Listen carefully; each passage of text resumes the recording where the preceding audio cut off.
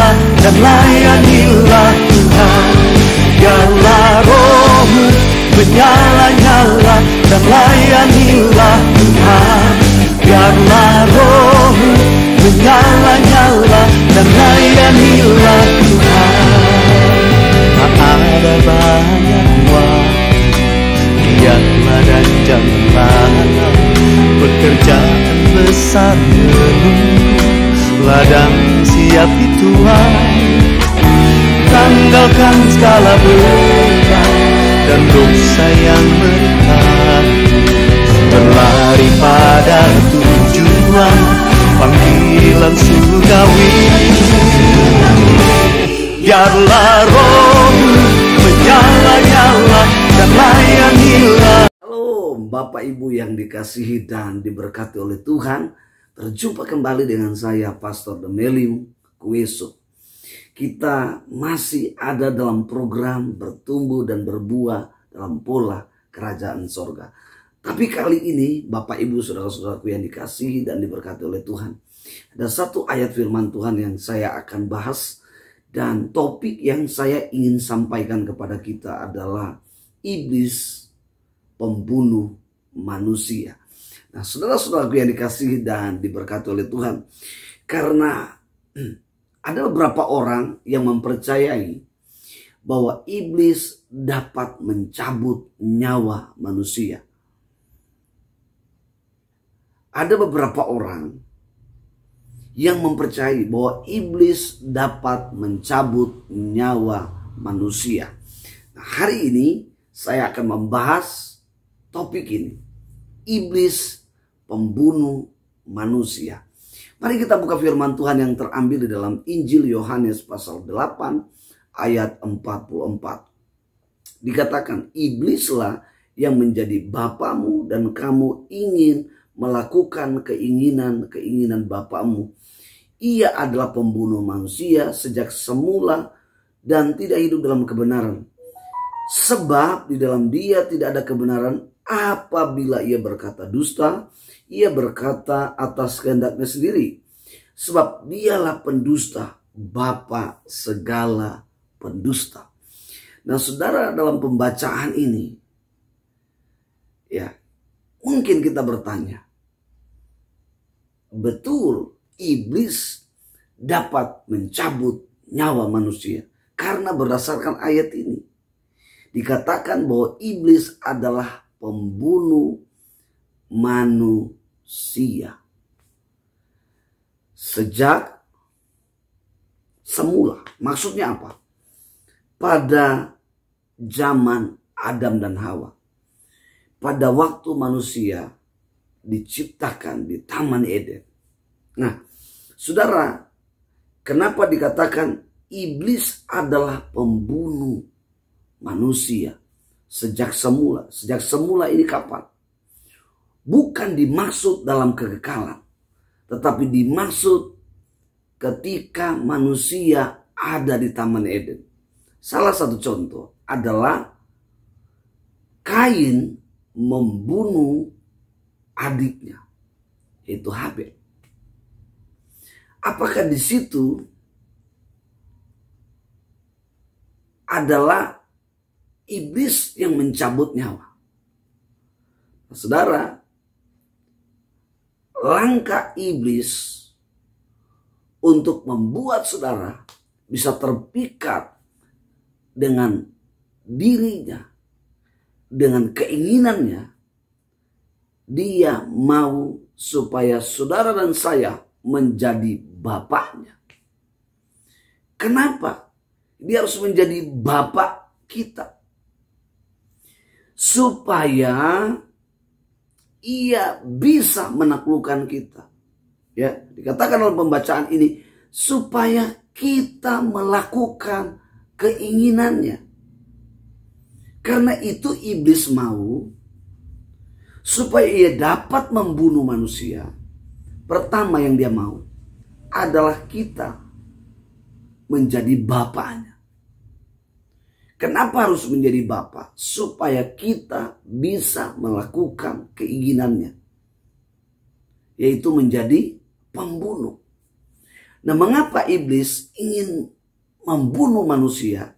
Di dalam pembacaan ini bahwa iblis, di dalam kehidupan iblis tidak ada kebenaran. Dan iblis berkata menurut kehendaknya sendiri. Dan iblis adalah bapa segala pendusta. Nah, bagaimana iblis bisa membunuh hidup kita? Ada banyak hal yang iblis bunuh dalam hidup kita. Yaitu tubuh jasmani kita. Ia bunuh. Dia bunuh dengan apa? Dengan miras. Dengan narkoba. Dengan seks bebas. Dengan ehabon. Dengan dendam yang ada dalam hidup kita. Ada banyak yang iblis ingin bunuh hidup manusia. Yang iblis tanam di dalam hidup kita adalah hal-hal seperti yang saya katakan tadi. Kita tahu bahwa mengkonsumsi alkohol melebihi dari kemampuan kita, itu akan membahayakan hidup kita. Narkoba, bahkan hal-hal yang lain yang iblis ingin bunuh dalam hidup kita, termasuk di dalam mengendarai kendaraan, tidak berhati-hati, ugal-ugalan maksud saya. Bukankah di antara kita banyak yang mati karena tabrakan? Dan ini maksudnya, iblis tidak dapat mencabut nyawa kita, tapi iblis membunuh kita dengan cara dia menghabisi tubuh jasmani kita. Supaya jiwa kita tidak punya ruangan untuk lagi hidup. Oleh sebab itu Bapa, Tuhanlah yang mengambil kembali jiwa yang ia hembuskan, nyawa yang ia hembuskan dalam hidup kita. Ketika nyawa itu tidak punya ruangan lagi dalam tubuh jasmani kita, maka Tuhan akan mengambil itu kembali. Saudara-saudaraku yang dikasihi dan diberkati oleh Tuhan. Bahkan bukan hanya itu saja. Ketika engkau menaruh kekecewaan dalam hidupmu. Dan ini keinginan iblis. Supaya ia membunuh hidup manusia. Ketika engkau kecewa. Entah itu dengan pacarmu, dengan istrimu, dengan suamimu, dengan bosmu. Maka banyak hal yang bisa iblis pengaruhi. Untuk saya dan saudara bisa melakukan hal-hal yang bodoh. Bisa membunuh diri. Bisa menabrakkan diri. Bisa minum racun. Dan itu yang dimaksud iblis adalah pembunuh manusia. Perhatikan. Kain dan Habel. Mereka punya kerinduan yang sama. Adalah hasil dari pekerjaan mereka. Mereka mempersembahkan yang terbaik kepada Tuhan. Tetapi Bapak Ibu bisa melihat bagaimana amarahnya Kain kepada adiknya. Karena persembahannya tidak diterima, tidak diindahkan. Pertanyaannya, kenapa Tuhan tidak menerima persembahannya Kain? Kedua-duanya mereka ingin tapi mempersembahkan dari hasil pekerjaan mereka. Kain dari hasilnya sebagai seorang petani. Habel sebagai seorang peternak. Tapi kenapa Tuhan tidak menerima? Di mana kesalahannya? Tentu Kain mempersembahkan dari hasil pertaniannya tidak yang terbaik. Tetapi Habel mempersembahkan yang terbaik. Dia memberikan domba yang terbaik. Yang tidak bercacat. Mempersembahkan kepada Tuhan. Maka itulah yang menyebabkan Kain marah. Hati-hati dengan amarahmu. Marah itu normal. Tapi marah dari terbit matahari sampai terbenam matahari. Itu bukan amarah yang normal. Saudara-saudaraku yang dikasihi dan diberkati oleh Tuhan, kita harus tahu strategi, metode, cara-cara yang iblis lakukan yang ingin ia bunuh kehidupan manusia. Seperti yang saya sampaikan tadi. Ia membunuh hidup manusia dengan hal-hal itu. Karena itu, orang-orang yang melakukan hal demikian, bapaknya adalah iblis. Sekalipun dia pelayanan, saudara membalas kejahatan dengan kejahatan, saya meragukan bahwa bapakmu adalah Tuhan. Tapi kalau bapakmu adalah Tuhan, saudara membalas kejahatan itu dengan kebaikan, dengan kasih. Karena hanya dengan kasih kita dapat menaklukkan musuh-musuh kita. Dan dengan kasih bisa mengubah musuh kita menjadi orang satu angkatan, satu keluarga dari orang-orang percaya. Saudara-saudaraku, satu ayat firman Tuhan lagi yang saya ingin bacakan kepada kita adalah Yohanes 10 ayat 10. Tentu ayat ini mungkin Bapak Ibu sudah mengetahuinya ayat ini. 10 dikatakan pencuri datang hanya mencuri, membunuh, dan membinasakan. Aku datang supaya mereka mempunyai hidup dan mempunyainya dalam segala kelimpahan. Iblis punya tujuan ketika ia menjadi bapamu. Ya. Supaya gen ini ada dalam hidup kita. Kalau bapak kita pencuri, pasti gennya ini juga akan turun kepada anak-anaknya. Menjadi pencuri, pembunuh, dan pembinasa. Saudara, bukankah ada beberapa orang di antara kita, orang-orang Kristen yang saya maksud. Mereka sangat doyan dengan melakukan penikaman, tusukan dengan pisau kepada saudara, kepada teman. Karena amarah, karena kebencian, karena kecewaan. Saudara, Yohanes 8 tadi ayat 40 katakan, sesungguhnya orang-orang yang melakukan demikian, mereka sudah melakukan keinginan daripada iblis. Dan bapaknya adalah iblis. Saudara-saudaraku yang dikasihi dan diberkati oleh Tuhan. Berapa banyak saudara hari ini rindu dan berkata, Tuhan, aku mau menjadi bapakmu. Aku mau hidup saya diubah. Supaya saya menjadi anak-anak terang. Supaya saya menjadi berkat bagi banyak orang. Berapa banyak saudara hari ini berkata, Tuhan, aku mau hidup saya diubahkan. Supaya kebenaran daripadamu itu adalah hidup saya. Berapa banyak saudara hari ini mendengar ini dan berkata, Tuhan, ini hidup saya, seluruh hidup saya ingin persembahkan kepada Engkau. Saya ingin bertobat, saya ingin berbalik dari kejahatan ini.